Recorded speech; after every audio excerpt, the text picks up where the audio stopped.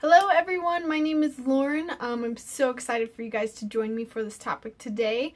This is something I'm really passionate about, something that I wouldn't say I normally talk about a whole lot, but it's something I care about a lot, and I think there's a need out there to be educated about alternative birthing methods. So I'm super excited to have you join me, whether you're a soon-to-be mom, if you plan on being a mom one day, or if you're a dad.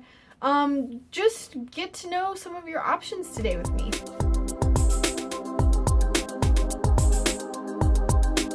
A lot of the reason why I wanted to do this vlog post was because I think there's a lot of fear and miscommunication kind of around childbirth. And it's something that I've done my research on extensively just because I'm excited about it for myself. And I think there's just a whole lot of miscommunication and things that aren't quite known to everybody, and this is kind of my way of helping you guys see if there's anything else you would like to explore other than hospitals, or if that's the route you want to go. It's more about educating you so that you can make the best choice on how to have your child at the end of the day. There's a whole lot of fear surrounding birth and childbirth, and I mean, with good reason. I mean, we have a ton of shows and movies that portraying how you give birth with people screaming and in so much pain, and people dying and being eaten alive by their child, and it's kind of been miscommunicated for that reason. A lot of the media just portrays it as this awful thing, or they just get a lot of things wrong. And so, you know, women who've never been through this or have never seen anybody go through this, they freak out, and it's one of the things we fear most as women. It's like, we want to have kids, but holy crap, I do not want to go through that. And, you know, we kind of sign up for things in advance. Like, you'll hear women who, you know, they haven't even had kids, they haven't even met their husbands, and they're like, I'm getting an epidural, and I'm signing up, and I'm gonna make sure that I get a C-section. And this isn't normal, and I think that a lot of these decisions come out of the basis of fear. And I think what we can do to kind of get around this is just educate ourselves a little bit more.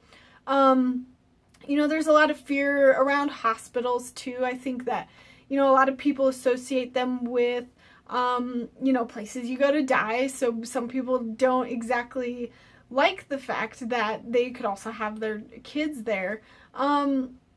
And then, you know, there's the whole fear around home birth and childbirth because it's too hippie, and I just think there's a lot of miscommunication in that fear, the fear around the pain, the fear that you don't have control over your own birth plan, that, you know, anything could go wrong and all of a sudden you could get a C-section. You know, it's nerve-wracking to a lot of women, and so they just kind of follow the guidance that they have, and what they have is not always the best information. One of the ways I think we can combat fear is with some facts, and I'm going to be talking about today some common miscommunicated facts, some things that are myths, some history behind alternative birthing methods. So if you're totally new to this, hopefully you'll get a good background, or if you're planning on having a baby, you can kind of get a better idea of what's out there and what you should look out for and what you should avoid. So let's start with a little bit of history. When I was doing my research, I was completely baffled that home births have been the only way that you birthed your babies up until about the 1950s, sorry. And it was interesting because before that, you know, everyone had midwives, everyone gave birth in their homes.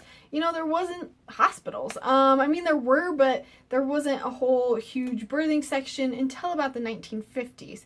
And so the hospitals, you know, they kind of started popping up around then, and the midwives that usually did all the home births, they decided to not follow the hospitals, and they decided to stay kind of doing their home birth thing because it worked, and they knew it worked. I think in the year 1900, 95% of births were all at home births. And by, I think, 1955, less than 1% was home births. And so kind of how this happened, this switch went to birthing your baby in the home to birthing your baby in hospitals. Hospitals at that time, they weren't the safest place to have a baby. They were just kind of, I don't want to say getting the hang of it, because they sort of already knew their stuff. But there was a lot of bad things going on that they were trying to cover up. And if you look into the whole, the twilight sleep, this was a time period where, they were just strapping women down to beds for days, and sometimes they would be in their like own feces, and they would be laying in it for days, and they would get infections. They would leave women in straitjackets for a long time. They would give them medicine they didn't quite know if it worked. And these women would kind of go nuts, and they'd try to climb the walls or like scratch the face of the doctors. And so that's why this whole era was called Twilight Sleep, and there's very few photos of it because they tried to shush it up. So what happened was the hospitals, they didn't want you going anywhere else but to them to have your baby. So what they ended up doing was they ended up running smear campaigns against midwives. So they like literally put out newspaper ads. You can look this up too. They put out newspaper ads on, like, look at this midwife. Isn't she so dirty and unintelligent and gross? You really want her birthing your babies? But the thing was, is they had been doing it for years. They were super experienced with it. And it was just their marketing tactic to get people in the hospitals and away from the midwives. And it totally worked.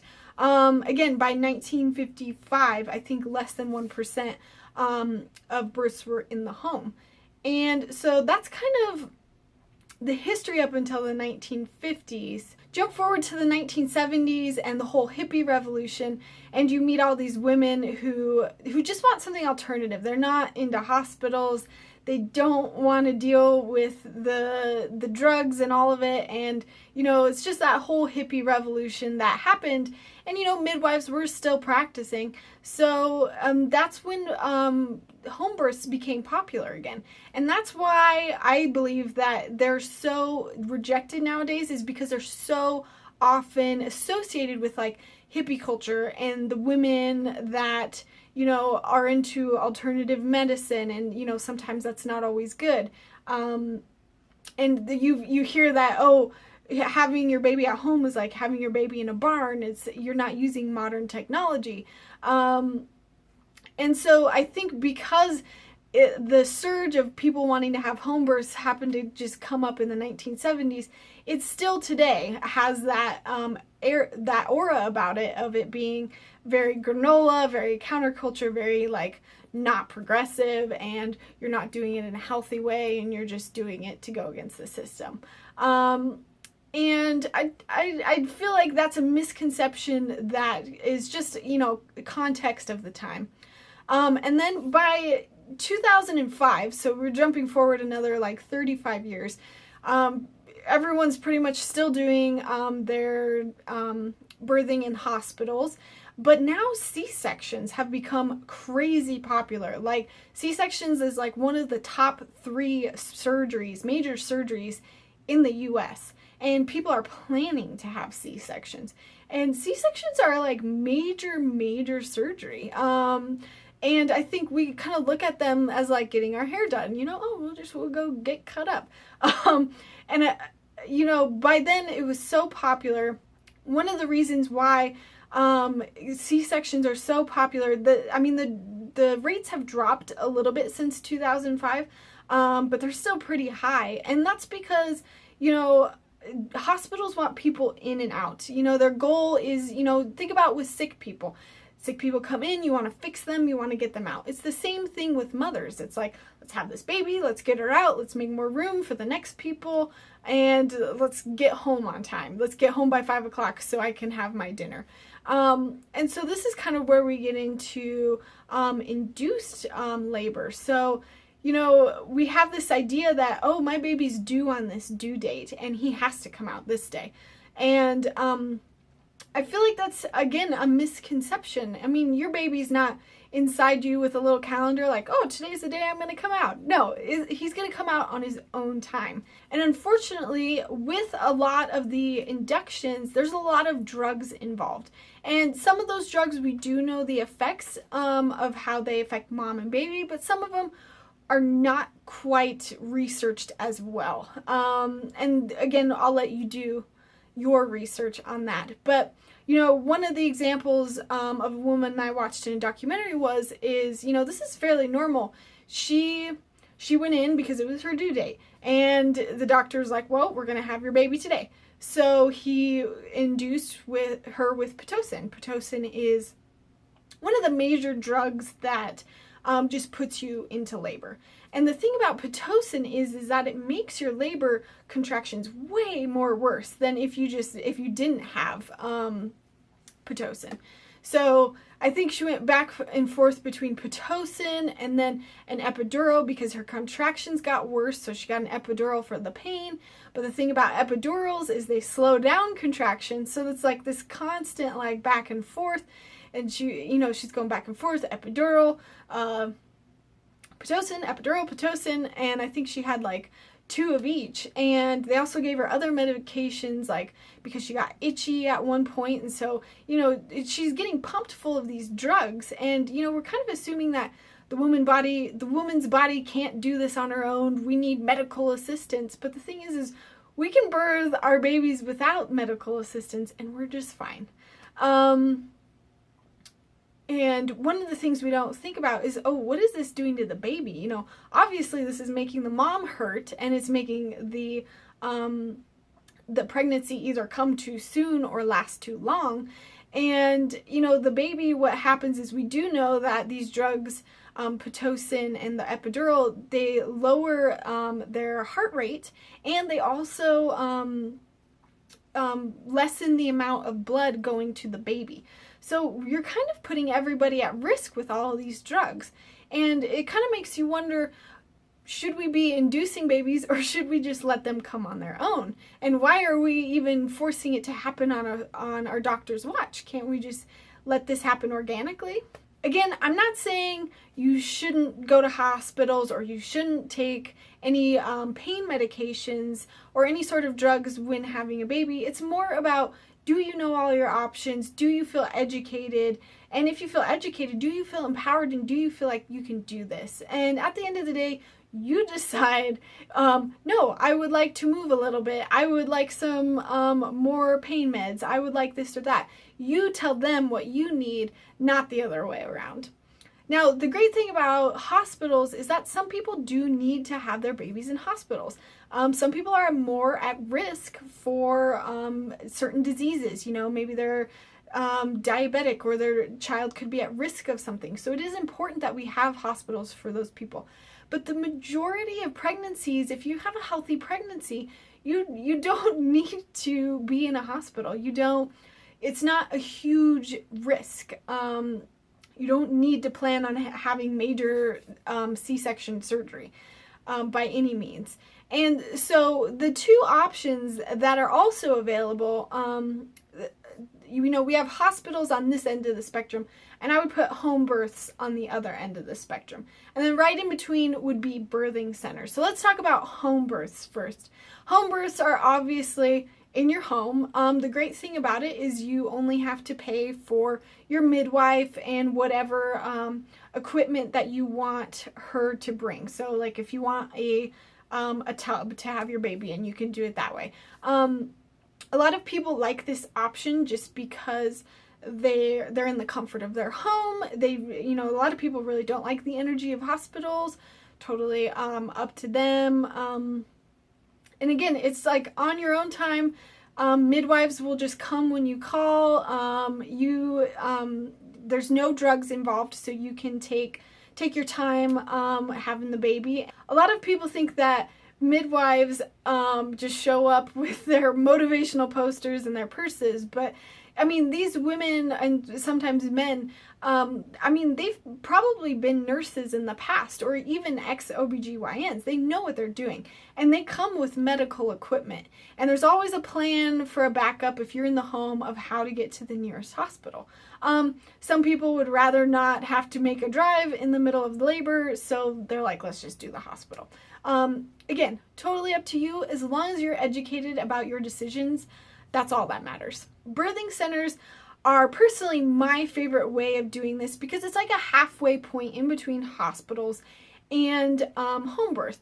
Now, if you don't want to necessarily give birth in your home, if that just you like to keep that separate, birthing centers are great because they're usually like right next to the hospital. I mean, like across the street next to the hospital, or less than a mile. And the great thing about these birthing centers are they have like huge rooms, and these rooms are warm and welcoming, and sometimes they'll have a kitchen and a bedroom and a bathroom, and so it kind of feels like your own little apartment. And you know, you'll have a bed, you'll have a huge medicine ball, not a medicine ball, one of the workout balls, and they have all this specialty gear. So, and you know, some of the midwives may have this and may bring some of this gear into your home. But the birthing centers, sometimes they'll have Swedish bars or they'll have ropes that you can hold on to, just so that you can figure out different positions to have your baby in so that it's more comfortable to you. You know, the bad thing about hospitals is they only let you lay on your back and give birth on your back. And that's because they have the baby monitor, the baby heart rate monitor is on your lower stomach, and you can't move while that's attached to the wall. So that's why you have to be laying down. And the bad thing about laying down is it's physiologically the worst way to have a baby. Your cervix ends up, the passage that your baby has to come through is a lot smaller when you're laying on your back and you have your feet in the air. It's a lot harder to push your stomach muscles to get that baby out. It's just one of the worst positions to be in, but it's the most convenient for the doctors. So again, you know, these birthing centers and the home births, they encourage movement. They encourage you to use tools. Sometimes there's these squatting benches that you can use, because a lot of people like to squat or lean forward in the bathtub. That's probably one of the more comfortable ways. Sorry, my phone alarm is going off. And that's probably one of the more comfortable ways to give birth. And the great thing about those birthing centers is sometimes they'll have essential oil, sometimes they'll have a TV. And the great thing about the kitchen is, you know, you can have a snack, you can hang out and make it feel a little bit more like home, and it's not rushed. Again, it's on your own time. You still have midwives there, same deal. They have all the medical equipment they need and the experience. A lot of times the birthing centers have classes too to help you out ahead of time. And the birthing centers also try to steer away from drugs as well. So if you're worried and drugs is something you think you're going to need, maybe hospitals are for you. But if you think you can get through it without the drugs, you know, try a birthing center. They encourage a lot of movement and they show you how to work through the contractions. And, you know, the more you educate yourself, the more comfortable you'll feel about it. And as long as you're not making a decision out of fear, that's the most important thing at the end of the day. So guys, leave your comments or any questions you have in the comment section below. Go ahead and like this video if you enjoyed it and share it with somebody if you think they could benefit from it. Again, this is something that's known to a lot of people that have searched alternative birthing methods, but not everybody knows because their doctors don't tell them. So I think it's fair that we know all of our options. Thanks guys. Definitely subscribe to my YouTube channel for more videos on sex, relationships, and now pregnancies. Awesome. Have a great day, you guys. See ya.